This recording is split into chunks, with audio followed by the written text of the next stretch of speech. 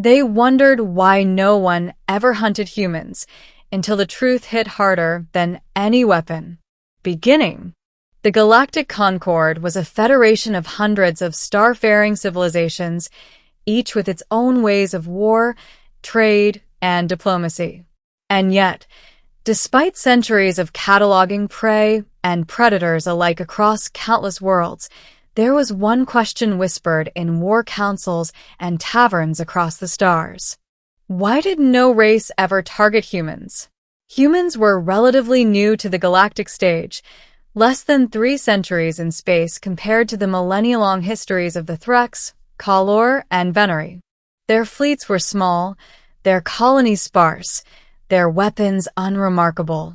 They had no grand empire, no sprawling dominions. And yet, when hostile empires looked outward for new victims, humans were curiously skipped. Pirates avoided their shipping lanes. Slavers steered clear of their colonies. Predators who hunted other sapient species for sport never stalked them. The mystery puzzled the Concord's historians. Some suggested humans were simply beneath notice. Others whispered that they were under secret protection by an unknown ancient power. A few dismissed it as coincidence. But the question lingered, gnawed at scholars, and finally demanded investigation. So when the Veneri science vessel Siltheri charted a human frontier colony called Corvus 9, they sent word to the Concord Council. It was time to test the unspoken taboo. If humans were left untouched by predators, perhaps provoking them would reveal the truth. The crew of the Siltheri didn't come with weapons, only scanners and recording devices. They wanted to observe. They arrived above Corvus 9 on the eve of a storm. The planet's surface was darkened by thunderclouds, and lightning fractured the horizon. And that was when the first whispers began. Middle. The predators came not from the stars, but from within the shadows of the human colony itself. The Siltheri watched in disbelief as the Orc hunters, a race that prided itself on chasing prey across worlds, appeared near the human settlement. These towering reptilian warriors had enslaved Kalor farmers, devoured Threx soldiers, and even dared to ambush Concord patrols. Yet here they stood, on human soil. The Veneri captain, Euros, recorded his thoughts. This may be the first instance in galactic history of humans being hunted. Perhaps the mystery will finally unravel. The Orc moved silently into the colony perimeter. Their cloaking hides bent light, making them nearly invisible. The hunters had come prepared, bladed gauntlets, toxin darts, shock nets. They intended to take human captives. But then, something unexpected happened. The humans didn't run. One colonist, a woman named Marave, stepped from her shelter holding nothing but a storm lantern. Her clothes were wet, her hands empty. She looked straight at the hunters, as if she could see them despite their cloaks. And then, without fear, she smiled. The Orc froze.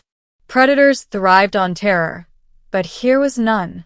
The woman whispered something, inaudible to the Veneri observers, yet it carried an unmistakable tone of defiance. The hunters moved anyway, confident in their superior weapons.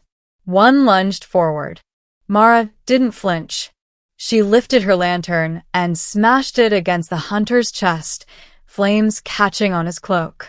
In moments, the storm's winds whipped the fire into a blaze. The Orc screamed, collapsing as the humans around Mara surged forward, not with plasma rifles, but with tools, axes, and bare fists. The Veneri gasped. Humans fought like cornered predators themselves. They were untrained, outmatched, but their strikes were vicious, precise, filled with something primal. Within minutes, 3 Orc hunters were down. The rest fled into the storm. Captain Euros wrote in disbelief, "This is not prey behavior. This is something else entirely." But the event was not isolated. Across other colonies, similar reports emerged. Whenever predators tested humans, they encountered the same defiance. Pirates who boarded human freighters expected cowering victims. What they found were crews who used the very ship itself as a weapon, venting sections into space to drag their attackers with them. Slavers who tried to capture humans discovered that humans would rather destroy their own settlements than live in chains. It wasn't that predators avoided humans because of external protection. It was because humans carried something inside them, an instinct older than spaceflight, older than civilization itself. A refusal to be prey. The Venery compiled these observations and presented them to the Concord Council. But even then, the truth had not fully revealed itself. That came later, during the siege of Arcani's Belt. Climax. The Arcani's Belt was a mining system rich in iridium. The Orlk, furious at their humiliation on Corvus 9, launched a full-scale assault. They brought warships, legions of hunters, and vowed to make an example of humanity. The Concord, curious to see what would happen, withheld aid. Secretly, ships from a dozen civilizations waited in the dark, observing. The Orlk descended on the human colony in force. Thousands of hunters swarmed the mines, dragging colonists from their homes. They expected easy slaughter.